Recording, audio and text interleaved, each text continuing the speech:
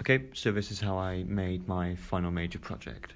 So to start off with, I imported all my files and then dragged the first frame I wanted to be on the trailer. So this would be going down the road. And then I started off by getting a crop filter to put onto the screen. And I wanted it to have a sort of letterbox effect. So I added these settings so it'd be 50% on one side and 50 on the other. So it'd sort of be like a window opening for the main feature. I played it to a certain point in time, so I paused it and then changed the settings from 50% to 10%, as you see here. And this is for both of them. So as you can see here, it does a opening effect, which I really like. But as I noticed, the main video itself, it's very shaky as I was in the car. So I installed a warp stabilizer to make sure that the video stayed like still and everything, so it looked nice and smooth. This took some time to render as I was running quite a few programs in the background. Okay, so now that the video is stabilised, I played the video and realised that I've stabilised the entire shot with the letterbox effect. And this is not what I wanted, so I had to remove what I've just done, which took some time. Here I'm just turning my Mac on Do Not Disturb. So I removed the warp stabilizer from the shot as it ruined the letterbox effect, and this is not the effect that I wanted to have, as it just looked too shaky even with a warp stabilizer. So as you can see here, it's still shaky, so I decided to completely get rid of the entire clip and start from scratch again.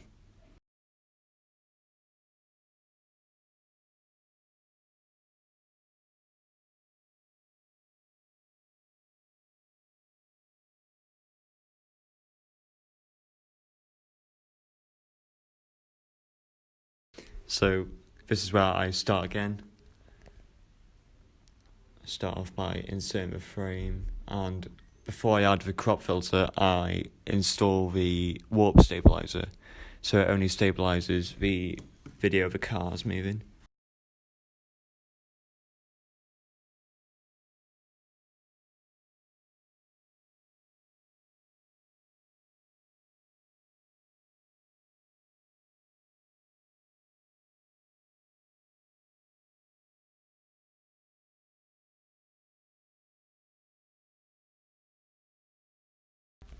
Okay, so now that the video is stabilized, I play the clip to see how well it's done, and as you can see, the video is a lot more smoother.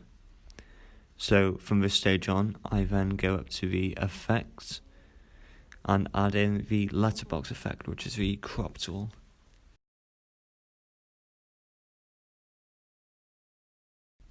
I then do the same as I did before, adding 50% to the first frame and 50% to the bottom frame again.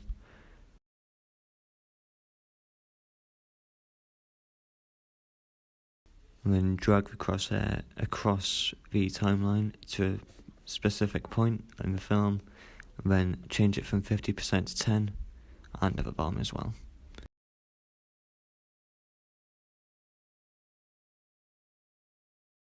So here we have the letterbox effect. I then proceed to render the video.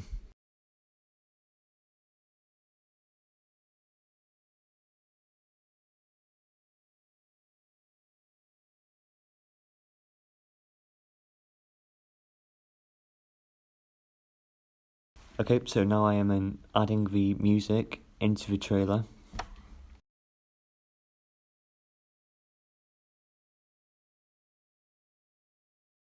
I'm also unlinking the audio from the video, as you can hear the sound of a car, and all I want to hear is the sound of the music. Okay, so I've split this clip because I thought that the duration of the first clip was too long, so I trimmed it down to about 3-4 seconds, just so it's not too long and the audience doesn't get bored watching it. I then added the next scene into my trailer, which is the shot of the speed monitor, in the Mini. But I noticed that the video was very shaky, so I decided to use the warp stabilizer again for this scene.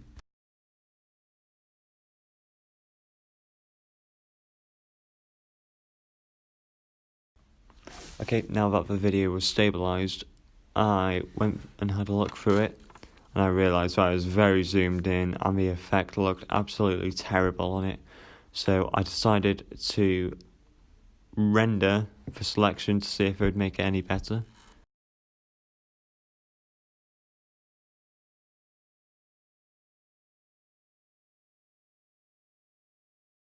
And as you can see here, it did no difference to it. So I decided to completely scrap the idea of the speedo, as it was just too zoomed in and the effect looked awful on it.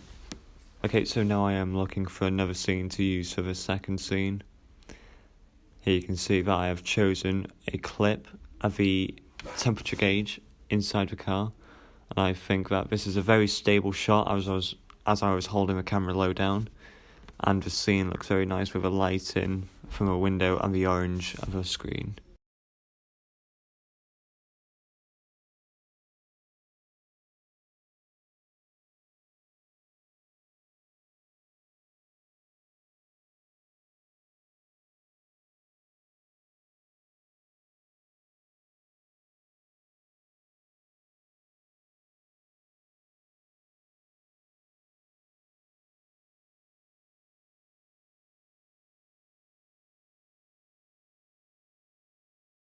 Okay, so now I am rendering these two clips.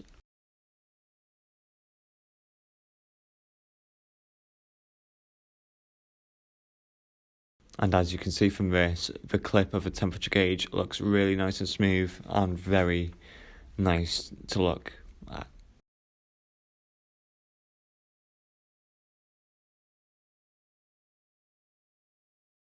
Now, I begin to think about what sort of effect I should use throughout the trailer.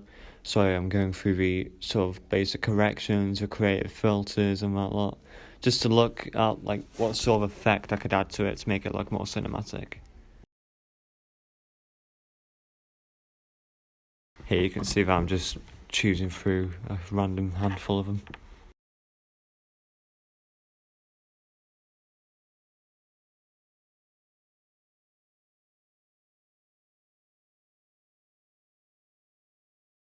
For this clip, as it was very dark from the first scene, I needed a more lighter filter, but I still used the same filter, I just boosted the exposure in basic correction. So you can see like the little details of the car. I rendered these two clips again to make sure that I had no lag whilst editing.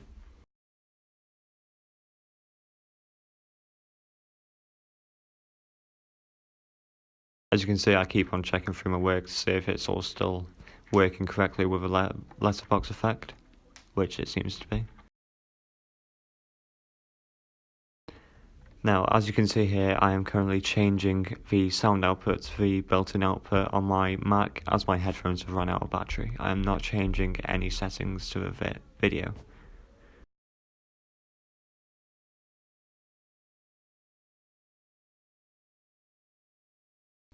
As you can see here, this is the full screen version of what I have just created.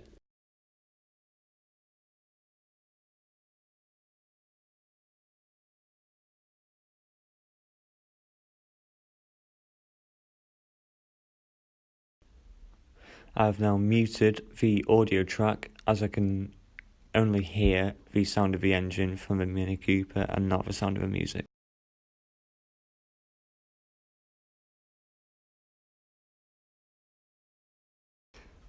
I am now looking through the video to see if a scene at the end works well, but I have noticed that the scene with the temperature gauge is too long, so I cut that down to the right time, but I liked it.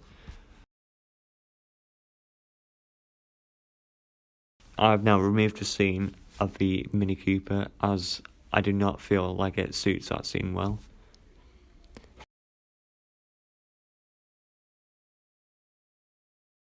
But I have now added a scene of the speed monitor again, but I have noticed that it is too shaky to use.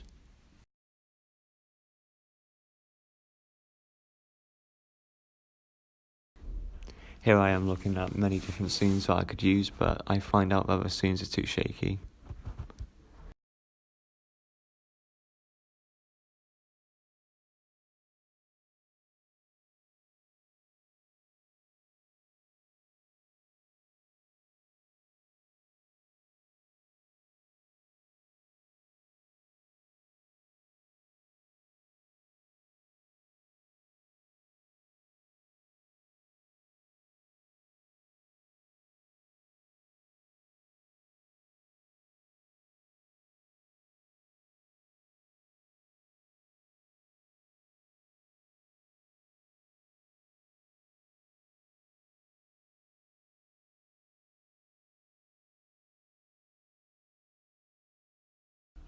Here I have found a scene of an exhaust from a Mini Cooper, and I think if it would be a good choice to use it in my Mini Cooper outfit.